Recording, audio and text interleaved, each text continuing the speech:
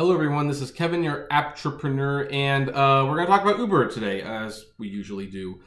According to an article by CNBC, which I will link to below, the bad publicity for Uber might not be costing them much in the way of regular passengers go, but all of the controversies have cost Uber some valuable business relationships.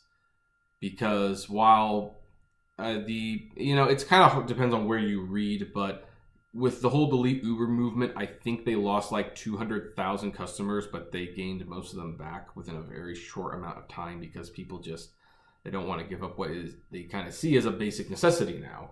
And I understand that.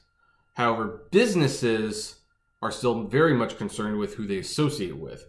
And both Uber and Lyft have corporate business accounts where the business can set up an account with Uber and they can get all their employees on it.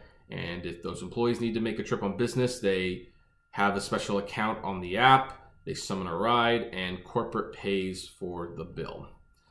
And it's very much in some ways a partnership.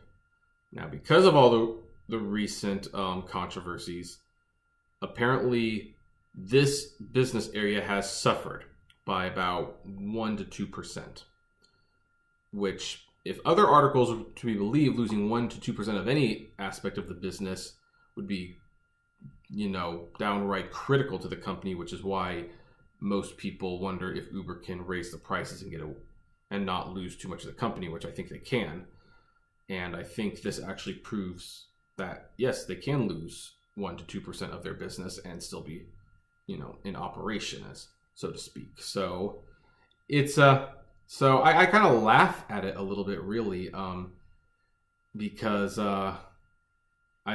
it's the first sign, like the first real tangible sign that we have gotten that Uber's bottom line is hurting as a result of this bad press. It kept coming, and I kept wondering, well, when's the story going to break that Uber is actually losing customers as a result of this bad publicity?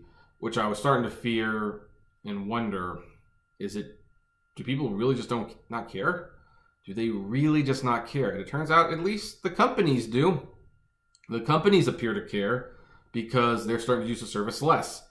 And companies use Uber a lot. And the thing with companies that you should keep in mind, and why this can be potentially devastating, is that when someone's calling an Uber on a corporate account, they really do not care whether or not it's surging or not. Some of my highest paying rides were from people who were on a corporate account.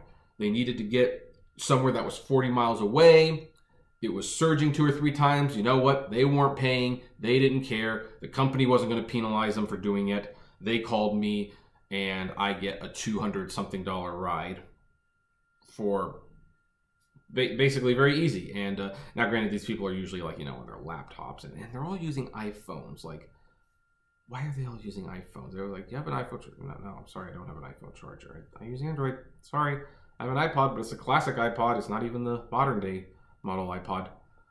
So I'm not going to say this is going to kill Uber, of course, because I want to stress it's going to take a little bit more than 1% to 2% of falling business to kill Uber.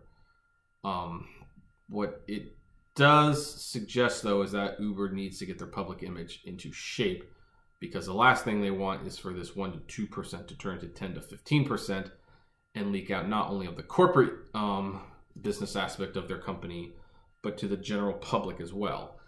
And I'm definitely getting a sense that the general public, they're starting to use Lyft a little bit more. I know no report has been made on that, but I'm going to share a story. The last few mornings, I have been on Uber and Lyft, and I have to say, I've been getting a lot more Lyft rides than I've been getting Uber rides. In fact, for the first time ever, the destination filter on the Lyft app has been working wonders for me.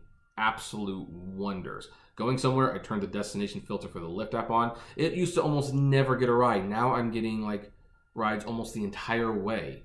It's wonderful, yes, but it also suggests that Lyft is gaining a lot more ground than Uber wants to admit. And what can Uber do to turn it around? Well, I've got some advice, of course. Will they listen? Probably not. And I've been giving it anyway. So I see no reason to reiterate it here. That's because that's not really the point. But the point is, corporations are starting to partner less with Uber as a result of all this bad publicity. Now again, it's only 1 to 2%, not a huge deal yet, but it could be. It could eventually be.